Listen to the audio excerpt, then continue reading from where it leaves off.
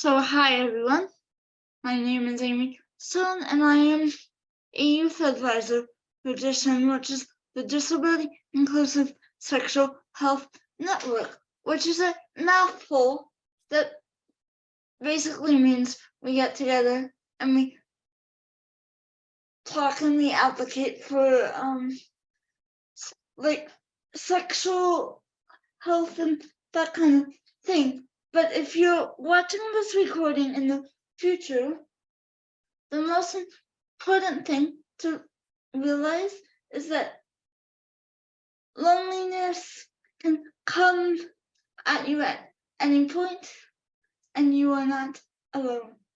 So I'm gonna go through a couple slides, and yes, there are some pictures in this presentation that I'm going to try my best to audio describe, just in case you happen to be listening and not exactly watching and or able to watch. I'm hoping to create give you as much audio description as I possibly can. So if we go on the next slide, you guys will see pop up on the screen is a disclaimer slide. So basically, I am Amy, I have CP, and the stories that I am about to share are by no means representative of everyone's experience with CP. They are just mine, and I am here to try and shed some light on a couple different things. So feel free to, if you're watching this on YouTube later, leave your experience down below too, because I would love to see it. If we go on to the next slide. So these, I believe, Maddie, can you help me? Yeah, here we have some statistics about loneliness from peer-reviewed research articles. And they say, first, that disabled people experience significantly higher rates of loneliness than non-disabled people, which means it's really important to study these things, especially in the way that they relate to sexual health in terms of healthy relationships and coping and all sorts of things. It's also a really huge magnitude of people who are disabled and feel lonely. In fact, in the UK, there was a report in a recent study that was done that says 61% of disabled people in the UK report being chronically lonely, which is over half. It's a really big problem that often is not talked about. So, but it's really important because according to studies that we have in our final fact here, loneliness is associated with worse physical and mental health. So it's extremely important that we support people to overcome loneliness and to cope with loneliness that they're experiencing so that they can have better well-being and physical and mental health. So those statistics to me just kind of magnify and prove what I've noticed in my own life, which is when I am lonely or feeling isolated, sometimes I have trouble figuring out a plan for my day, because loneliness for me, it makes me tired. Isolation is another word that you're going to hear me use a lot, and that also makes me tired. I'm lucky because I have a job and I can use that as a way to help others. But if we go on to the next slide, So on the screen, there are a bunch of bubbles, which in your head, if it's easier to think of these as a bulleted list that Maddie's getting ready to read off, go ahead and think of it that way, my friends. All right, contributing factors to loneliness: social isolation, inaccessibility, exclusive practices, ableism, misunderstanding, family dynamics, caregiver attitudes, health status, societal views, technology, discrimination, social marginalization, and low resource access, lack of supports needed, and transportation issues are all related and contributing factors for loneliness. And friends, the most important thing to realize is that this is not an exhaustive list.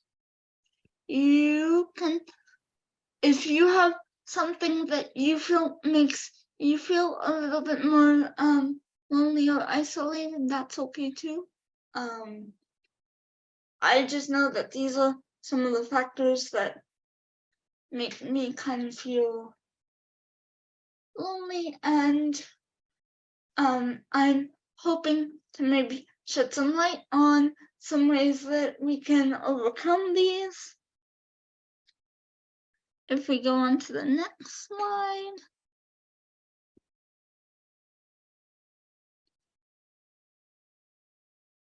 Stigma. Stigma is, it kind of can get in the way sometimes, because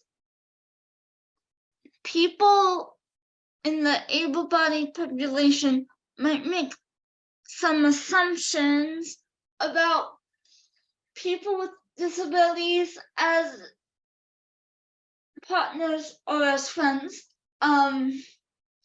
and these might be quite damaging or hard to handle or hard to ignore.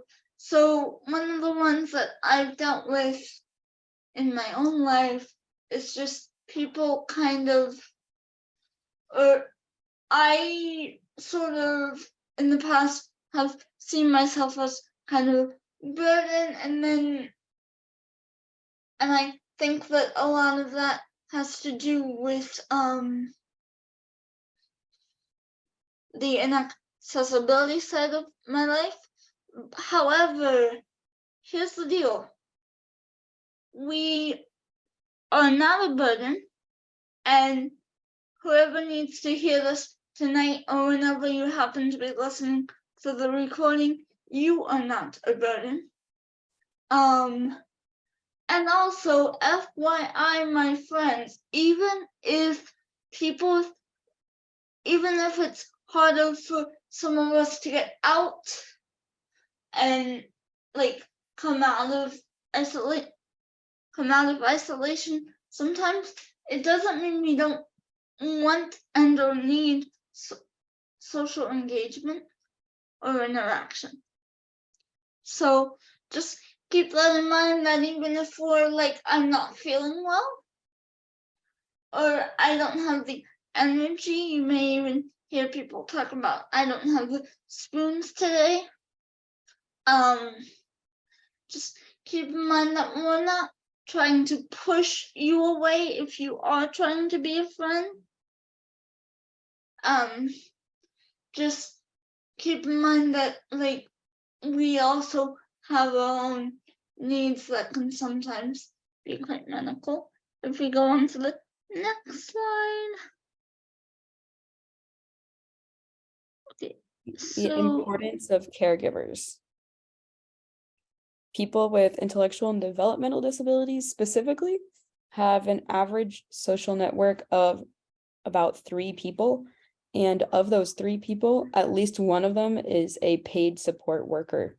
So it's important to think about in general, people with IDD have limited networks, and there's a huge impact of support workers in people with disabilities lives, with like, if in this example 1/3 of their social network is made of caregivers. Caregivers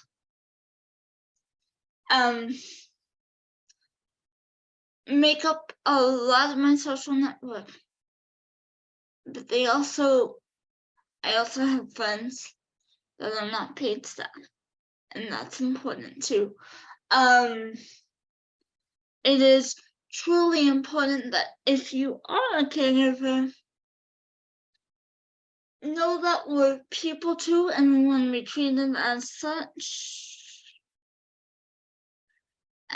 And I think, Maddie, is there anything else on this slide that I'm missing? That since caregivers have such an important responsibility, it's really critical for them to support people going outside and socializing. So my part of my story is that I've had caregivers come in and out of my life for an unspecific amount of time. But it's a lot. It's very important for people to understand that when you want to go out and you need a caregiver to take you, it's important that that caregiver that you're with is willing and able to kind of help you with that desire. So I've had many caregivers who are awesome at this, and I've also had many that are kind of nervous around it, and I think they're also nervous because of the stigma. But I had one caregiver specifically who was willing but not able to come with me outside, and part of that is she had her own diagnoses, and one of which being that she was visually impaired. If you are an agency listening to this in the future, please make sure your matches, that you match the right caregiver with the right client, because that can make or break a situation. So I think if we move on to the next one, we can, and then I work with caregivers. Work with them. So create money. You may have to help me here. Creating a, do I have creating a to-do list? Yes. On here. Okay, so here are some tips for if you are having trouble. Caregiving management is kind of a harder thing to do, and I get that. So here are some tips. Creating a to-do list with the caregivers in mind. So telling them, hi, good morning, I want to do ABC. I have a habit of doing this before I even get out of bed in the morning, because when they come in my room, I set the tone. I'm just like, hi, good morning. And often if they speak a different home language than I do, I will try and translate my to-do list into their language, because I figured out that that helps with some of the barriers. And here's another one. Reminding caregivers, I think we have it here as reminding caregivers of their job description. So if they are resistant of helping to make you food, technically, my friends, that is a part of their job. They can't exactly refuse that. So I think there's one more tip. Maddie, can you help me? No, those are the tips you have of Cool. creating a plan or a to-do list with the caregivers. And secondly, using self-advocacy to remind caregivers that socialization and facilitating your day-to-day activities is a part of their job description. Mm-hmm.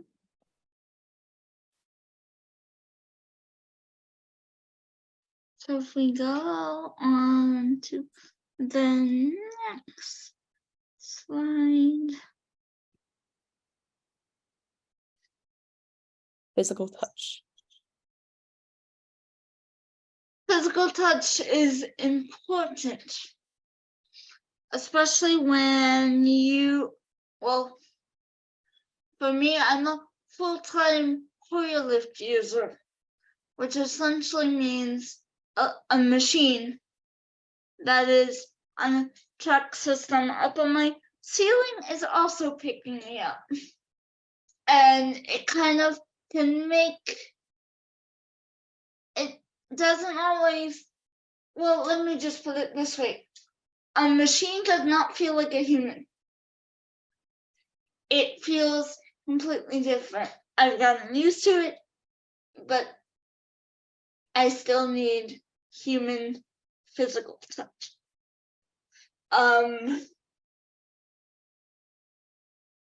If you are working with someone who's resisting maybe a transition between physical, like being handled by human versus being handled by machine, one thing you can do is tell them that you're gonna keep a hand on them so that they learn to trust the machine. So if we go on the next slide, and I know that this one is a fun one for me. All right, there's one more statistic on this slide, Amy, that just shares that physical touch is important because it's shown to reduce loneliness and to improve well-being. So it's an important thing to consider for people with disabilities as something that's not often thought about, but an important thing that everybody needs. All right. Next slide. So I have a story, and it's very special to me to be able to share. And Manny, I might have you read some of the details off the screen, but I don't always, like I was explaining in the last slide, I don't always get to be handled by hand anymore. That is not something that I take for granted anymore. So I am very thankful for some of my friends who can pick me up and give me some type of physical reassurance that everything is okay and yes, I am safe.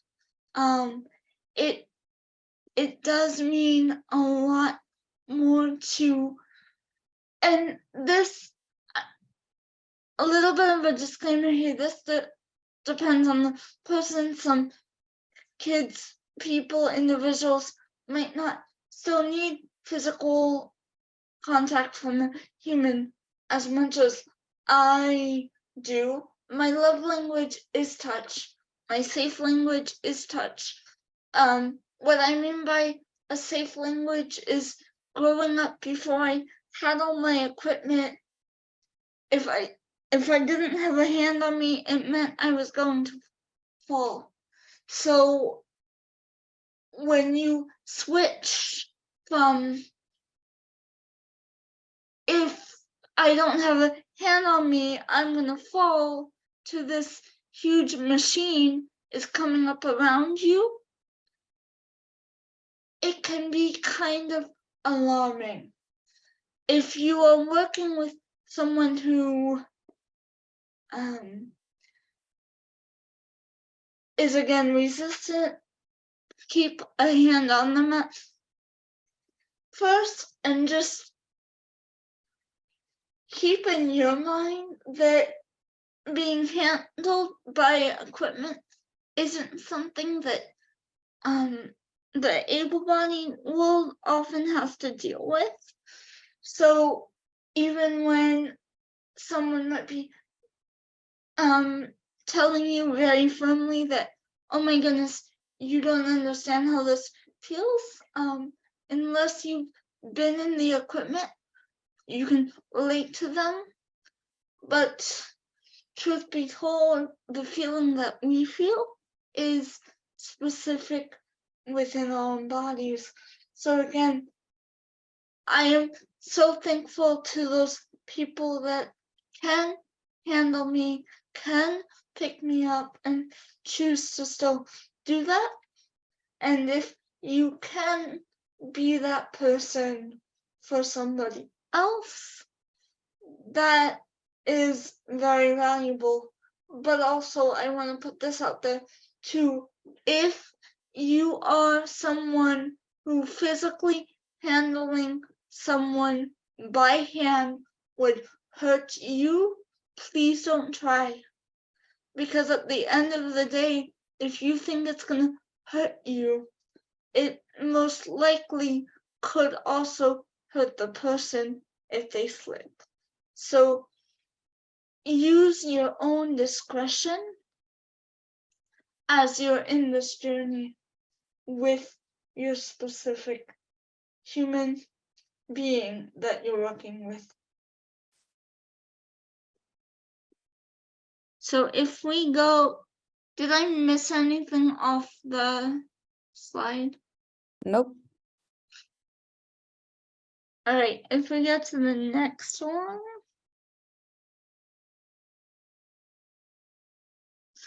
So accessibility, are we there? Do I have that right?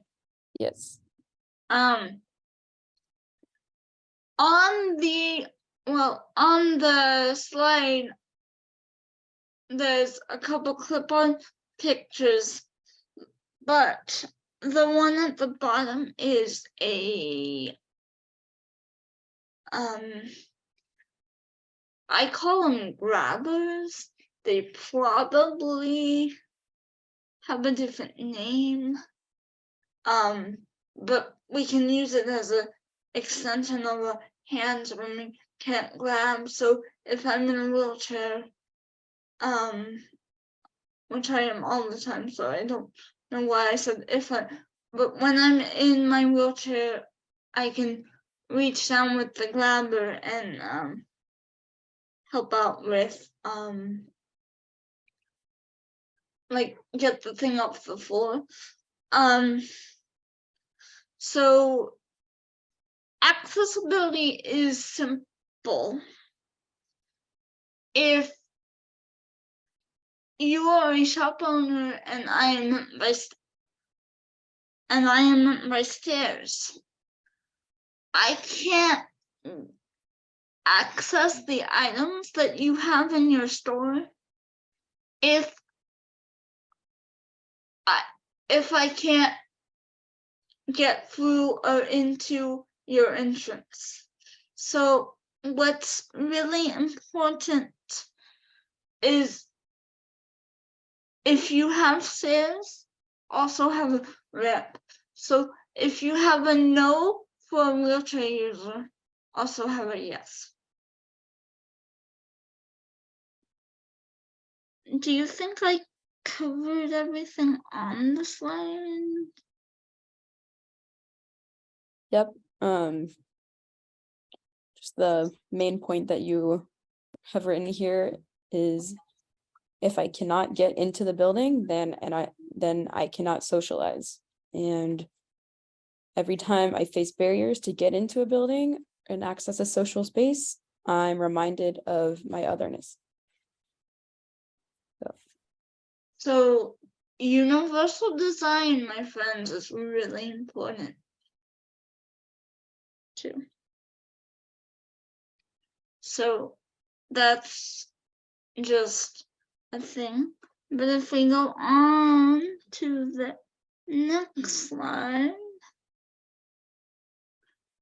So these are a bunch of bubbles that Maddie's gonna read off, and then I'm gonna share. Find resources, developing self-esteem and self-advocacy, pursuing your passions, finding groups that cater to your interests, supportive physical touch, planning and making a to-do list, helping others, expanding your network, therapy, developing social skills that work for you, utilizing technology like phone or Zoom, etc., having a supportive work environment, accommodations and accessibility, having your needed supports, and finding safe people. So again, not an exhaustive list, but a list to get you guys started. If you're having trouble finding resources or making plans, try and find trusted people that can kind of help you navigate your path. If we go to the next slide.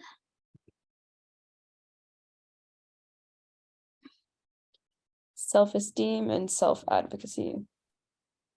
So I did a whole other presentation on this, but just to keep it brief, Maddie, can you read off what we have on the slide? Yep. Developing self-esteem and acceptance can help you to feel more confident in yourself and your ability to make friends, and therefore can help you to put yourself out there more in social situations. As well as strong self-advocacy skills can help you to maintain friendships and stand up for your right to socialization. Sometimes when it's being denied to you, self-advocacy can be a good way to achieve the socialization that you deserve. And there is a link to see Amy's presentation on self-esteem for those who are interested. So remember, you have like access is a right. So if you're having trouble figuring out if it's taking a toll on you, reach out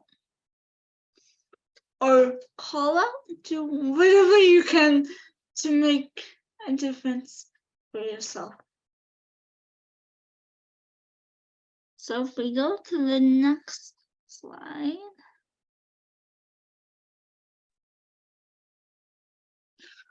Okay. And activities. So you guys might be wondering why I am in. So for context, for those of you who are listening to the recording and might be missing images, there is a picture on the screen of me in a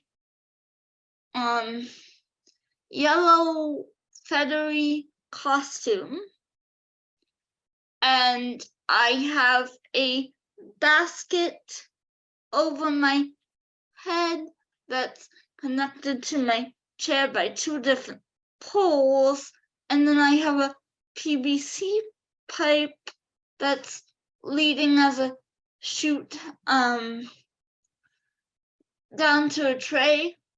I was in a play at one point where I was a chicken that was supposed to lay eggs, and the bunny is actually the set designer that designed that set piece. He took my chair and turned it into a part of my whole costume. So whenever you are working with someone, it might take some creativity to make something like this happen. But this is the only way I could lay eggs, which meant that this was the only way I could play that role. And yes, I'm a full-time public speaker, and sometimes I do things like be a chicken in a play, but that's okay. It's a lot of fun.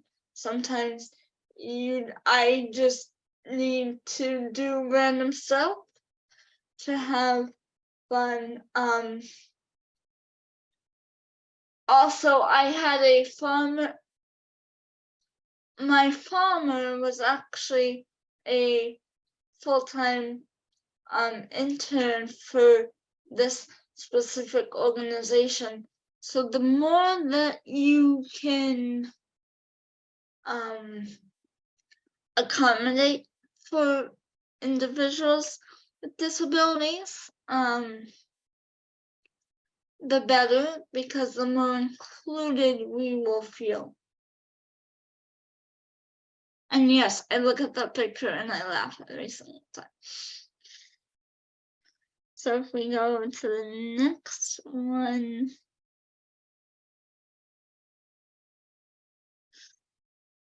Expanding your network.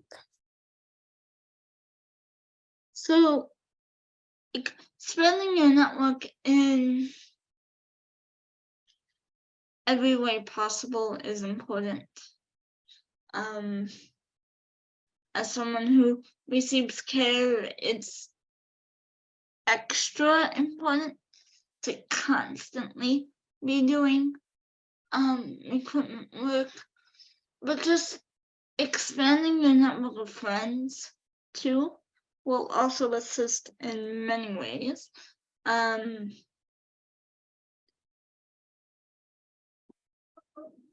Sometimes my schedule makes me feel stuck with certain people at certain times, but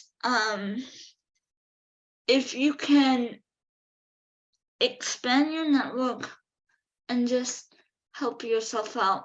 So to do that, I think somewhere we have it list. Maddie, if you don't mind just helping be our eyes. Yep. And if there's anything that I also missed in the slide. So ways to expand your network can include local community centers, Facebook and social media groups, and online connections, volunteering, and having that experience of helping others and that connection that gets created when you help other people, as well as through advocacy organizations and support groups that those groups can host clubs and groups related to your passions, and also local events or gathering places like coffee shops or things like that. And we also have in this slide a prompt for Amy to share any personal experience of creating networks through their volunteering or other areas. I made some great friends volunteering. I work in various environments, but one of them is I volunteer with some very special friends that have very special, sometimes very medical needs. So I've made a couple awesome friends that are EMTs, through that. I've just volunteering was my life before I figured out I could get paid for stuff. So I met a lot of my friends through volunteering, and I found my voice as an outlet through telling my story on stage in front of thousands of people. So I know that might not be some people's cup of tea, but the more that you can put yourself out there, maybe it's not writing a 45-minute play about your life, maybe it's just a 2-minute crazy video that you film just to show your group of friends. Push yourself and make sure that you can expand your network that way.